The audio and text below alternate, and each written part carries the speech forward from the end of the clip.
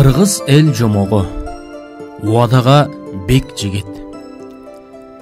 Илгери өткөн заманда 3 тууган болгон экен. Алар ата энеден эрте ажырап, көрүнгөн байдын жумушун жасап, эптеп күн көрүшөт.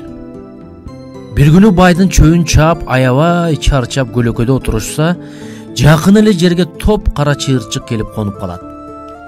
Биринен бири озуп оттоп жаткан кара чыйырчыктарга карап, бир туугандардын эң улуусу: "Ой, чиркен, ушундай жер жайнаган малым болсо, өмүр бою бир да кишини иренжитпей, кенен өмүр сүрүп өтөр элем", дейт кичинекей чокчо сакалын сылап.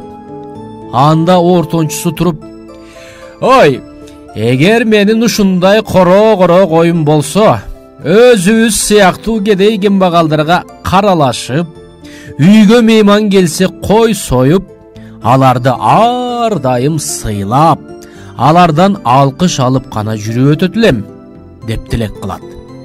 Алардын эң күчүүсү үндөй отурган соң: "Ал эми сенин ушунча малың болсо эмне кылат элең?" деп сурап калышат эки агасы. Менби? Менин мынча малым болбой эле, эл катарлуу азын-оолак, бир аз туягым, үстүмдө үй, жанымда акыл эстүү жарым болсо, мен дагы эч кимди иренжитпей өмүр сүрөр элем", деп жооп берет. Алар ушундай таттуу кыялга батып, ойлоп жатышканда, маңдайларына келип калган ак сакалдуу карыяны байкабай калышат.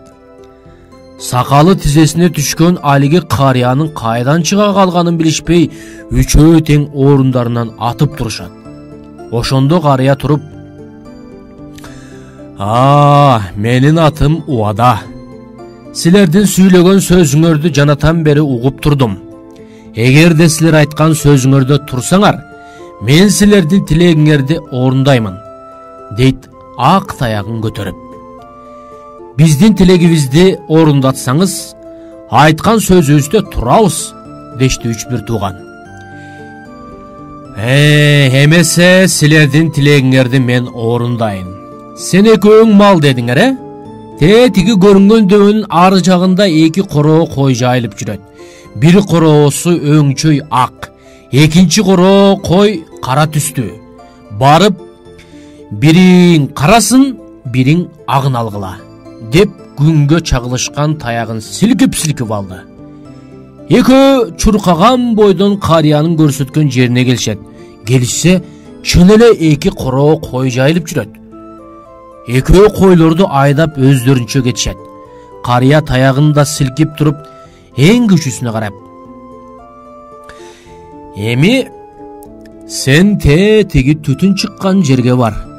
Үй десең тилеген үйүң, өмүрлүк жарың, азын-оолак малың ошол жерде. Бар эми, тилеген тилегиңе жет", деп ак сакалын сылап коюп көздөн кайын болду.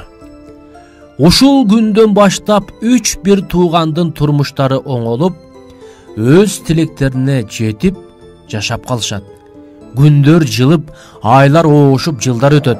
Бир күнү баягы карыя Убада жанына пейил менен бакытты ээрчитип: "Ошол жигиттерди барып сынап көрөлүк, айткан сөздөрүн орундар бекен", деп жолго чыгышат.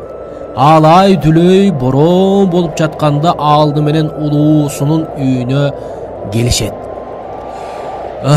"Биз кудайы конок болобуз. Бороон өпкөдөн өтүп барат. Отуңа жылынып, муздаган сөөгүбүздү жылытып чыгалык. Үйгө кирүүгө уруксат эт", дейт келген карыялар үндөрү дирилдеп.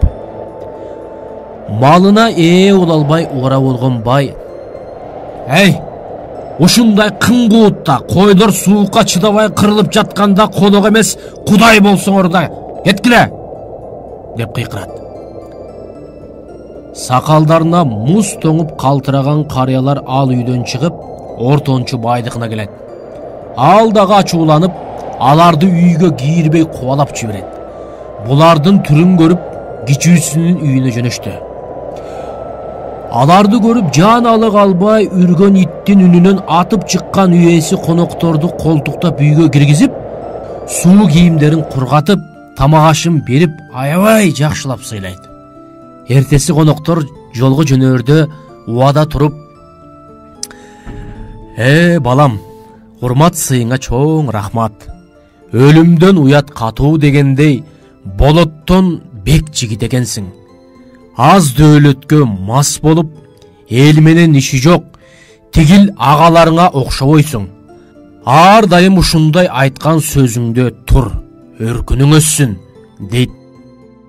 Баягы жигиттин кашына бакыт да, пейил да кайра оролуп, төөлүккө бактылуу болуп жашап калган экен.